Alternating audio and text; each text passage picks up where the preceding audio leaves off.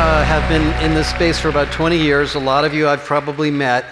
And what you're doing right now is probably more important in the economy and in business than ever before. So what I'm going to do for the next 45 minutes is give you a sense of the whole context as to why teaching people about management and leadership and conversations and productivity and relationships and working together is absolutely essential to what's going on in companies today. So that's what I'm going to do for the next 45 minutes.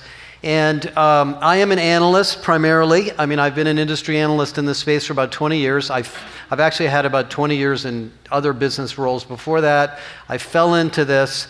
Andrew Huddard is out here somewhere in the audience who, there he is, who actually was the general manager of the business that I sold to Deloitte for a while. And I left Deloitte about a year ago, and I'm now building an academy, a professional academy for all of you and all of your HR departments that you can find out about later. So I've been doing this for a while and talking to thousands and thousands of you in many, many companies. But one of the things I've learned as an analyst is maybe the biggest thing that impacts what goes on in companies is the economy. And so what I'm going to start with a little bit about the economy and why some of the issues we're facing are here. So the first is, of course, technology. I don't need to sort of belabor this, but I will say one thing, for myself, technology is now advancing at an absolutely it's almost an exponential rate. If you know the way exponential curves go up, they're really slow and then they just shoot up. Everything that looked like it was going to be cool became available faster than we thought. I think 40% of American households have listening devices, Echoes or what they're now, Amazon listening devices or Google or another one. In fact, one of the vendors I talked to recently is now selling tools that connect to your speakerphone in conference rooms, and they record. In fact, Microsoft is doing this. In Microsoft Teams, they record all of their conferences, all of their conference calls, and it's always available online, and it's all indexed, and it's all translated into multiple languages so people can find it. And what's mostly happened in most of the companies that you work in is digital disruption, digital business models becoming more digital. And all of that was supposed to be a technology problem. But it turned out it wasn't a technology problem. The first couple of years we thought it was a technology problem. But what we're now finding about companies that are very digital, and this means banks, insurance companies, retailers, even those of you who work in healthcare. I was with Colgate last week. Colgate is going to be introducing digital products so they can actually get real-time data from your teeth brushing, and they'll understand the chemistry in your mouth. I'm not kidding. This is real. And then they'll be able to give you customized products so that you'll get the best toothpaste. But actually what happens with all of these digital businesses that we're all becoming is that we don't become technology companies, we become service companies. We become closer and closer and closer to our customers. And so what you see in the economy is that most of the jobs that are being created are service jobs. Sales, customer service, management, supervisory, leadership, marketing, design. Actually, a lot of the software jobs that are really the most high valued are actually service related. Almost 90% of the stock market capitalization in the United States today is what is called intangible assets on the balance sheet. An intangible asset, for those of you that studied accounting, is basically something that you don't know what it is. It's just something, it's brand, it's customer service, it's customer relationships, it's culture that creates almost most of the value companies have today. So the people issues in companies are now the most important issues. Any CEO who doesn't understand this hasn't figured it out yet, but something like 70 or 80% of CEOs now realize this. The Conference Board research this year, started a couple months ago, basically found out that this is the number one issue on the minds of CEOs now: skills, capability, and how do we measure the performance of people in this new always-on world. Now, performance is an issue. I know you guys have a lot of focus on productivity in the things that you sell and the things that you do. Let me talk about that next. This has been a big one for me. even though we have all of these digital devices and all of these communication tools and all of these wonderful AI products hitting the market, we are actually getting less work done per hour of work every single year. Now, I see people nodding because a lot of you are probably productivity trainers. Interesting data here. So the US GDP is growing at around 3 to 3.5%. It's somewhere around 3.2%. It's a little bit slower in Europe, it's faster in Asia, but most countries have been growing for the last decade since the 2008 recession. Productivity, output per hour worked or output per dollar of wage is growing at about 1% or 1.2%. So if you were to draw those lines, you would see the growth, the business growth at this rate, and you would see the productivity growth at this rate, so there would be, what you see is an increasingly larger gap between the two. And who is shouldering the burden of that gap? Your employees are. They're working more hours, they're taking more stress home. Mental health is now one of the biggest topics on the minds of well-being managers, if any of you work in the well-being part of your company. Lots and lots of articles about yoga. At every conference I go to, there's yoga classes at the conference. I'm sure you guys have that going on here. One of the CHROs I met with just a couple months ago, he's in charge of HR in a very, very large global company. He said to me, one of the biggest things we're doing right now is a well-being program. And I said, why are you doing that? And he said, because our employees are simply exhausted.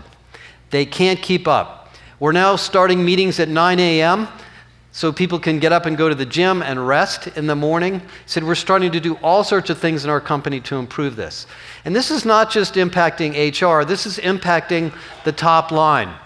Because if you look at the demographics of the workforce, the birth rate or the fertility rate is actually low. In most of the developed economies, especially the United States, Germany, Japan, the UK, the fertility rate is well below replacement. We're not having, young people, for a whole variety of reasons, are not having children at the rate they used to. So we're actually sort of starting to run out of workers. I know that sounds silly, but that's actually what the economists show. And so the only way we're going to be able to grow is not by hiring more people, but by getting more out of the people we have. And the economists call that quality of labor. In HR speak, quality of labor is engagement, skills, culture, relationships, teaching people how to work better together, productivity. So all of that is really a big deal now at the CFO, CEO level, and it's all landed in our laps in the function of HR. Now, at the same time that's going on, there's some other really interesting changes going on in the workforce. This one I just wrote an article about last weekend and got a lot of interesting feedback from people. We're living longer. The average baby born in a given day this year will live approximately 6 to 9 months longer than a baby born 1 year earlier. So it's actually going up at a pretty high rate. It's very highly likely that my kids will live well into their hundreds. That means people are going to have 60 or 70-year careers. This idea of retiring at the age of 65, we need to throw that out the window. That was actually, if you read the books on that, that idea was actually created by a bunch of marketing people at Del Webb when they were selling retirement homes. And the whole Social Security system was built around this idea of forcing people to retire and this idea that you're going to enter this stage of life where you're not going to work anymore. That's turning out not to be such a good thing for people. A lot of people like working, they like their jobs, they need the money, they like being around people. But we don't really have systems for dealing with that. Most of the companies I interview are really generationally biased against older people. So that's an issue. Another big issue that's going to hit the workforce is this idea of alternative work. Maybe the biggest existential change that will happen and is happening in the workforce is the relationship between employer and employee has gotten weaker and weaker and weaker. And this is interesting data. If you look through the data on this chart, the U.S. Bureau of Labor Statistics doesn't really study this particularly well. They don't have good data on it. But if you go to ADP, ADP will tell you that actually in the United States, in the last 15 or 20 years, the number of W-2s is actually flat to declining. I mean, there's about 50 million more workers.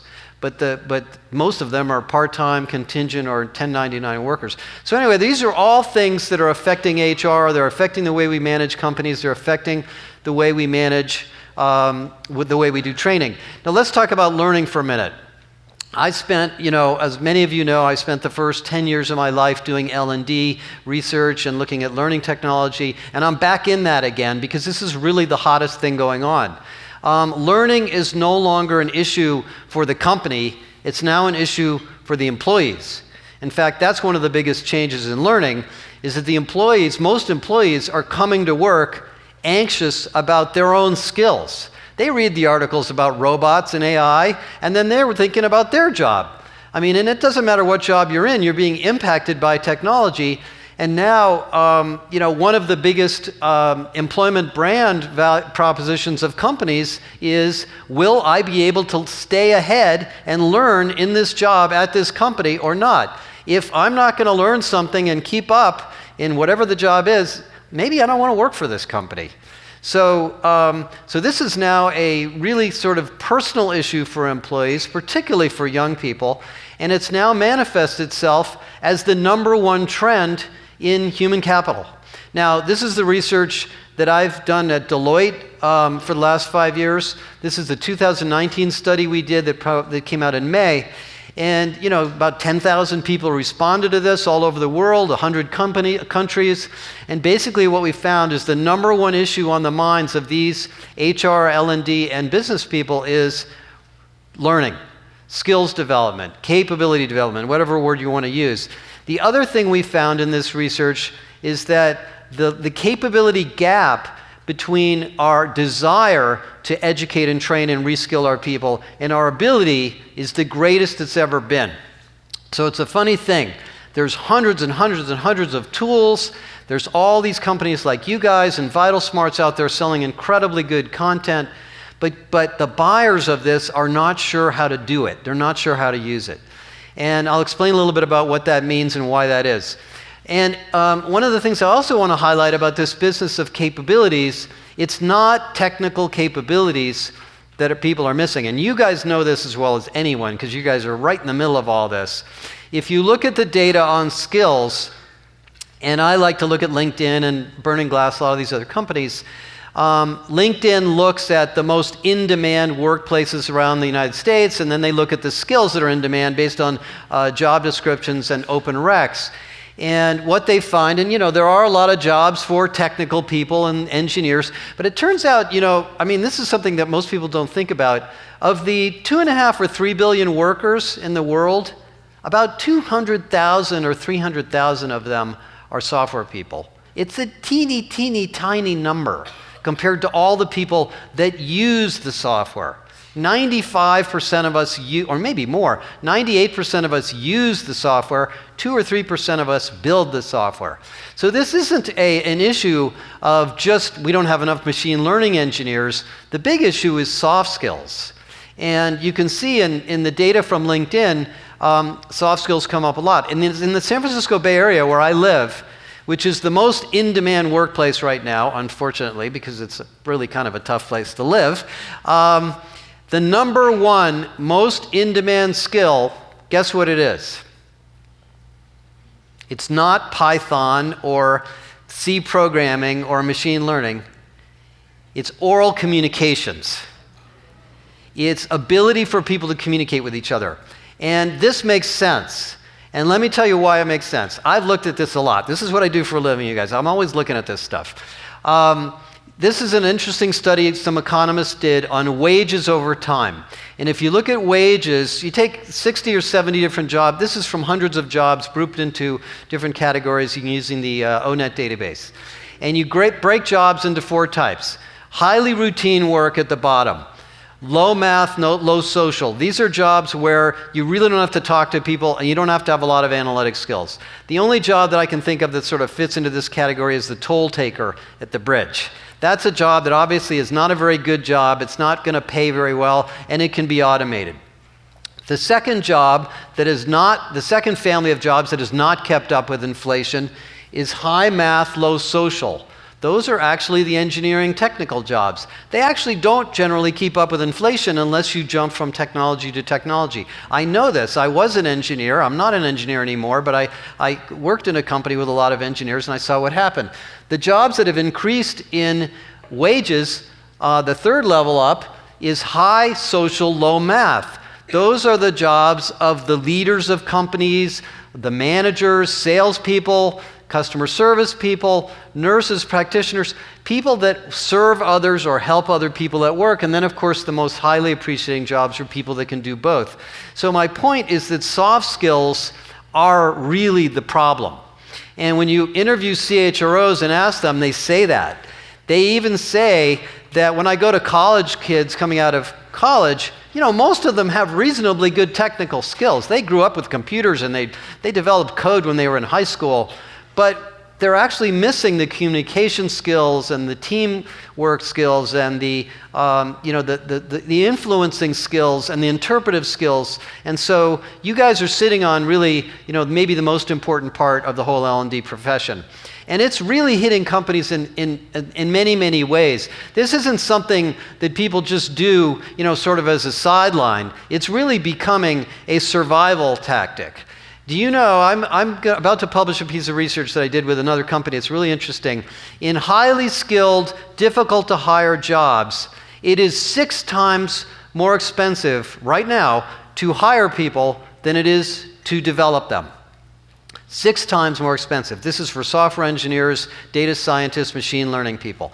So this idea of developing and reskilling and reinventing people inside of your company is a very good idea. And so whether it's the job you're in, where you just want to get better at that job, or that job's going away and we want you to go over here and take this other job, these are really some of the most important strategies in companies.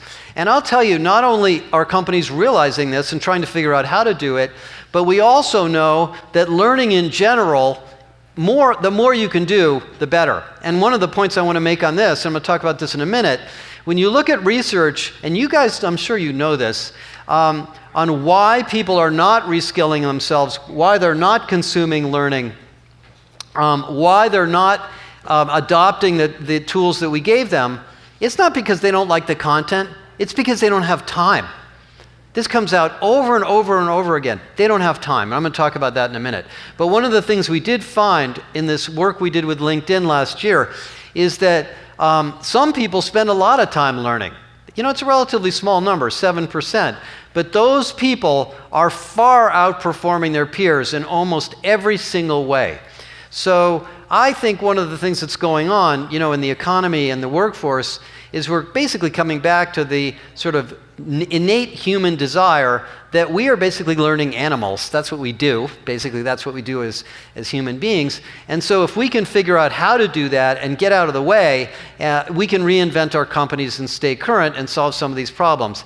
And if you ask yourself, and if anybody in your company says, we can't reskill these people, that's not true. This research was done by the World Economic Forum about a year ago, a very vast study of many, many different jobs and many, many different types of roles that are being automated by AI. And they basically said, on average, it takes 15 to 18 months to reskill people. It doesn't take 5 years. It doesn't take 10 years. Okay, which gets me to the next point. Why do people not have enough time? Well, work has become pretty stressful. I don't want to go through all this. I wrote an article on this in 2016 as one of the things we did at Deloitte. We are pretty much overwhelmed. Computers don't have to rest. Humans do. I don't know about you guys, but I'm now getting messages on 7 different platforms. I've got email, I've got Twitter, I've got Facebook, I've got LinkedIn, I've got WhatsApp. God forbid I open up WhatsApp, there's 50 messages in there. Somebody's found messages for me when I logged into Slack, I've got messages. I get messages on Microsoft Teams. I'm probably leaving out a few things. This is what it's like to go to work. I was in San Francisco 2 weeks ago, going to a meeting on Sansom Street. Any of you have ever been to San Francisco, Sansom Street used to be a financial street of banks and insurance companies and stockbrokers. Now it's all software companies. I'm walking down the street. It's about 7:30 in the morning.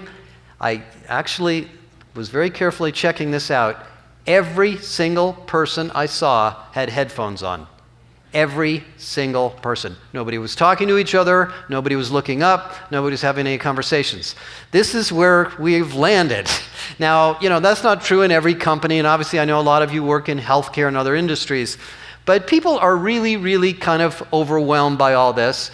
And last year in that research I did with LinkedIn, one of the things we asked people is, where are you spending your time? And what we found was that 28% of, this was 2,800 people, so there's a lot of people who respond to this. 28% of the people that took this survey, and these were professionals in all different roles in many countries, said they are spending a day a week on emails that are not relevant to their job.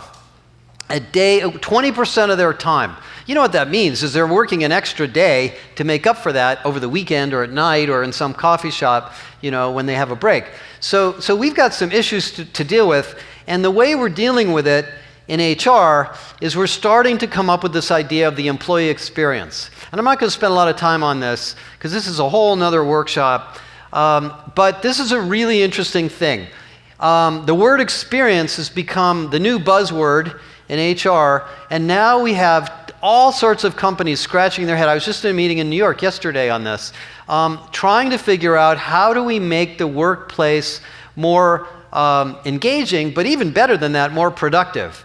And let me give you a thought on productivity, and this is something you guys can use in your business, of teaching people about productivity. My research shows, and I'm writing about this in a book I will eventually finish, that productivity and engagement are basically two sides of the same coin. When people feel engaged, one of the biggest drivers of engagement is, as Teresa Amabile talks about in the Progress Principle, ability to get your work done.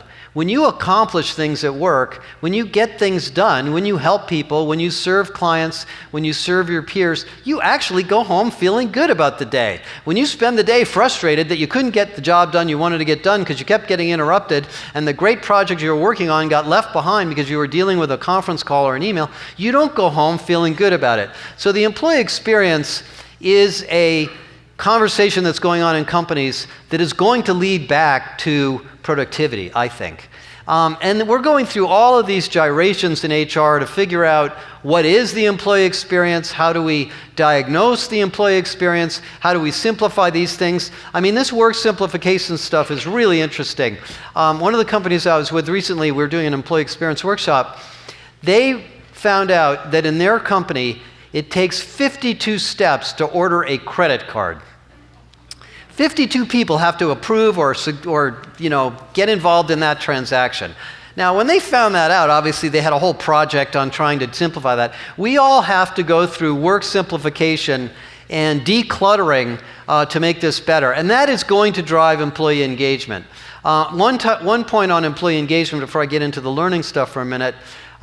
Employee engagement is going to be a never-ending unsolved problem. Every year that I've looked at this data, it's a bell curve. The curve moved a little bit to the right over the last few years, about 8%.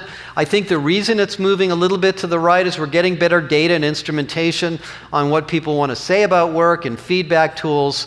But even with that, what you find is that the companies on the right, the companies that are highly engaged, there's no pattern to them. The thing that's unique about them is they are people-focused companies. The companies on the right are companies like Wegmans, Patagonia, Southwest Airlines. It's not Google, Facebook, Amazon. It's actually companies that are just really, really focused on their people. So it does get back to taking care of people and giving them the tools and the skills and the experiences that they want to do their jobs well. And that does come back to learning. When we asked people, in this LinkedIn study, what would make you quit and move to another job? What is it that really engages you? The number one thing was, ability to learn, ability to grow. So productivity and learning are really existential to performance. Now, the fourth thing I want to touch on, I know I'm going through a lot of stuff, and you guys can get these slides later, but I get the chance to do sort of, the high-level stuff, and then you guys can talk more about the details later. I'm also going to be on a panel. The fourth topic I want to talk about is careers. Because not only do we have this disruptive work experience and we're all a little bit overwhelmed with all the technology, but the way we manage our careers has changed a lot. For those of you that are sort of my age, it used to be your career was your employer. You went to work for company X and they took care of you, and if you stuck around for 30 years there, good things happened, as long as you were reasonably effective and did your job. That's obviously not true anymore. This relationship between the employer and the employee is, your career is independent of your employer. And so it's resulted in a lot of frustrations and challenges inside of companies about how we do give people good careers.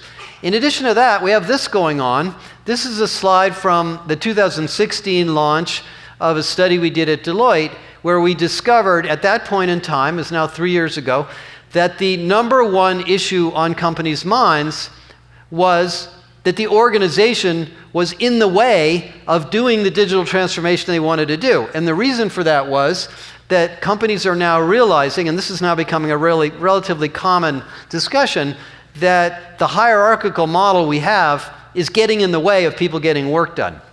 We had the head of HR for HP with us at the conference we did a couple months ago, and she said, we have this problem so much in HPE that when we wanted to move people into a new project in HP, they wouldn't take the job unless they would get a promotion.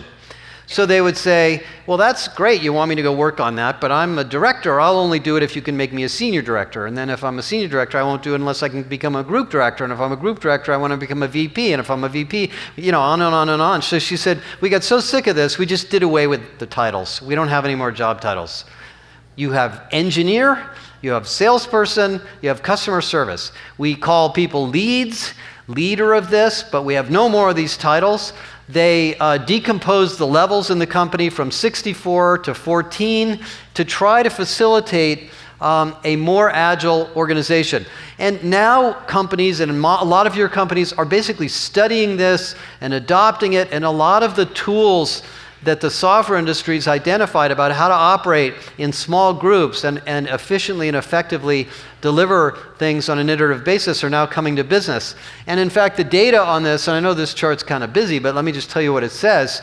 The data on this now shows that almost a third of the companies we surveyed are telling us, yes, we want to run this company as a network. We are a network. We are going to focus on teams, and it is giving us higher performance. And that is changing the way careers work. All of the research I did in the last 15 years or so, before the last 5 years, basically was about managers being responsible for people's careers, right? That was part of your job as a leader, is to help people find the next role. Well, that's kind of not even possible anymore. Managers don't know what all the opportunities are inside of the company. So now we're sort of reaching a stage where companies are trying to build internal gig networks inside of the company so people can find the next job, and that's totally changed the way careers work. We used to sort of think about careers as, the professional career versus the managerial career. And this is one of the old charts that I used to use when I used to explain this to people. But what we really found was that it was much, much more diverse and agile and dynamic than that. And so what companies are really going through now is rethinking this whole model of how we move people around from place to place. If you want to go through a reinvention inside of your company, and I think most of you are going through this in some fashion, you have to find a way to make this kind of a model work. Give you an example of a company I've just been spending a lot of time with.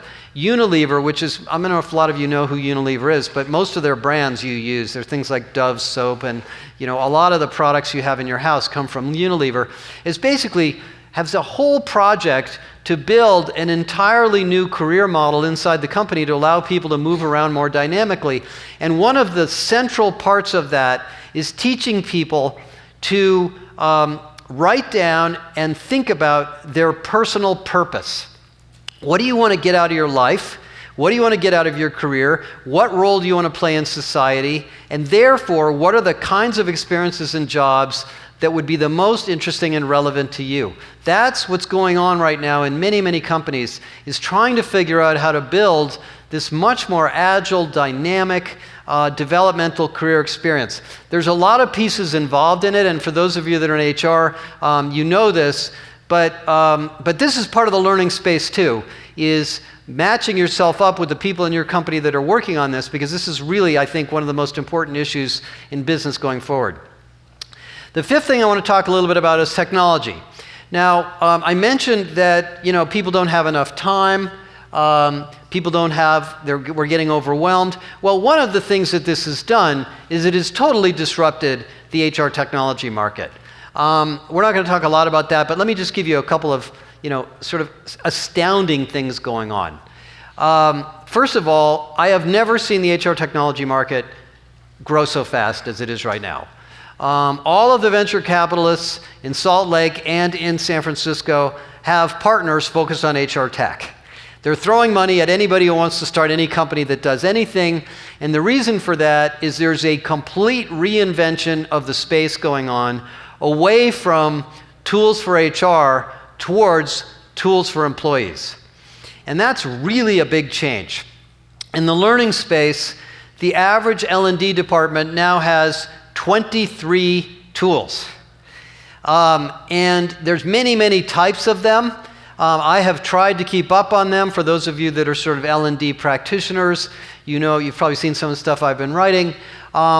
They fall into a bunch of new categories, but the thing that's most interesting about them is that the real direction is towards delivering learning solutions in what I call in the flow of work, where people can get to them quickly and easily as they need them. Now, I know a lot of you teach workshops and you do a lot of standalone learning events. That hasn't gone away, but that can be complemented, and it should be complemented with much more real-time access to information.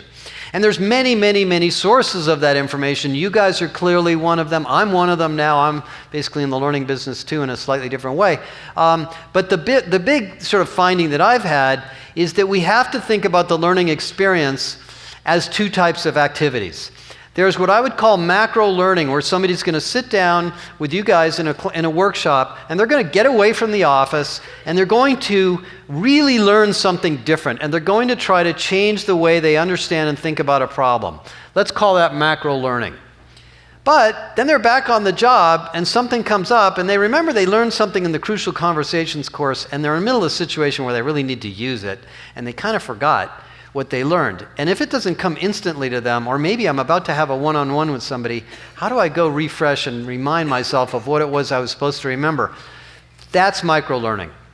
And micro-learning's really taken off. And one of the ways to think about micro-learning and macro-learning is you use different modalities depending on where you are in the cycle of your job. Most of us go through this kind of a cycle in every job we have. We go through steep learning curve, we plateau, we start, sort of going down, and then, if we have a great experience by our boss or something good happens, we go back up the learning curve, or if we don't have a good experience at work and the job gets boring, we go down the learning curve. And what we can do in the learning industry is we can really complement this model with different modalities of learning at different points in time. I'm actually experiencing this myself right now. The thing that I'm in the middle of launching, this Academy for HR, has both macro and micro learning in it, and we're talking to people right now about their experience, and what we're finding is sometimes they really need to stop what they're doing and get immersed in something new, and then they're telling us, I ran out of time, I had to leave. I can come back later and finish that, but in the meantime, I need some help. So this is something I've written about, and you can read about it on my website or look in other places to help you understand it. The reason I think learning in the flow of work is so big, and it's really sort of an existential issue for you guys at Vital Smarts and all of the learning technology and tool providers and content providers, is that every productivity platform out there is about to be a learning platform. We are about to launch a thing we're doing with Microsoft on Microsoft Teams, and you can go into Teams, and Microsoft, we were just in New York on this a couple weeks ago. Microsoft, how many of you, well, a lot of you I'm sure use Microsoft technology. Teams now has built-in learning discovery software. If you say something in Teams that is a learning or capability development type of conversation, it will tag that so that other people can find it. So rather than have to leave our productivity tools and go over and learn and then come back, a lot of the learning experiences that were developed by many of you can now be delivered to people in the flow of work. And that's really, I think, one of the most interesting things going on in L&D. And that's changing the nature of the L&D profession and the kinds of skills and the tools and the things that you guys need to do. So all of this is very exciting and very interesting, but we're not there yet, and that's really what's happening. The final thing I want to talk about in terms of technology is this. For those of you that are in the tech space, the most disruptive thing that has happened, and this has really happened in the last maybe 3 to 6 months, is all of the new tool vendors, the learning experience platforms, the talent experience platforms. There's a company here in Salt Lake called Instructure that just launched one of these. It's absolutely amazing. Are basically building tools now focused on the experiences of employees, not on the experiences of you in HR or L&D. And that's really going to be, maybe one of the most exciting parts of this space. Okay, a couple more points I wanted to touch on, and then I'll wrap up because I know I've only got like 5 more minutes. Now, in addition to all that, careers, learning, productivity, employee experience, there's also something else going on. I don't need to show you this data. You can read about it in most newspapers. There's actually a lot of financial stress in the workforce. I don't know whether this data is true, but there's lots of studies that seem to say that something like 40% of Americans have almost no savings. There was an article in the New York Times last weekend that student loan debt in the United States is about $1.5 trillion. And if you divide that up, that's something like $35,000 for every person in the United States. It's just a sort of mind-boggling number. So even though the stock market's gone up and there are certain people that have benefited very well, a lot of people in the economy are not as comfortable with their wages. And in fact, Ceridian just released a research report this week. Ceridian's a big payroll company, that 80% of their users want to get paid more frequently. They can't wait 2 weeks. They need the money now. Ceridian and ADP have now built, and they're in the middle of rolling out, real-time payroll. In other words, payroll systems that would allow you to pay your people every day and take all the wages and garnishments and taxes out every single day, because employees are so strapped for cash, they can't wait for the end of the period. And there's a lot of things going on in the economy around this. There's payday loan companies reinventing themselves, calling them financial well-being companies. There's a lot of odd things going on. But this is an issue too. It's particularly stressful for young people. For those of you that have kids in their 20s, they're going out into the workforce and they're saying, 65% of millennials are saying, I will not be as financially successful as my parents. That's from Deloitte. That's Deloitte Millennial Research. And so, so that's the reason they're anxious about their jobs, and that's the reason they're anxious about their skills. One of the CHROs I talked to, we were talking about this data about anxiety of skills. He said, I think what most young people are doing is the reason they're, all interested in this training and development is they're basically taking out insurance policies so that if they get laid off, they know they can go out and find another job and do some work on the side. So some of what's going on is a reaction to this with better tools, better data, better information, better programs, more existential and people-oriented tools, paying people in more agile and real-time ways and more flexible ways, and doing a better job of understanding what each individual's needs are, and then creating a sort of a whole menu of different options of rewards so that people can get access to the information and the data and the right rewards they need. It's funny, if you look at the data on the amount of money we spend on rewards for employees, the average company now spends 32% of their entire salary and wages on benefits. It's up from 26%. So this is a big issue too. So let me just wrap up here with one more thing. At the end of all of this, maybe the biggest change that's taking place is leadership. And you guys know this. You teach leaders and you teach people how to be leaders. All of the research that's done on leadership and leadership development and leadership gaps still shows that this is the number 2, number 3. It's very high up as an issue. And there's lots of reasons for this. One of the reasons is that we're asking leaders to do more and more and more. People trust their employers right now more than they trust almost any other institution in their lives. It's a strange period we live in. And so rethinking leadership is really, really important. Let me just share you one story on this. Microsoft, which is a really, really fascinating company, going through an incredible turnaround right now, has just revitalized its entire business around leadership.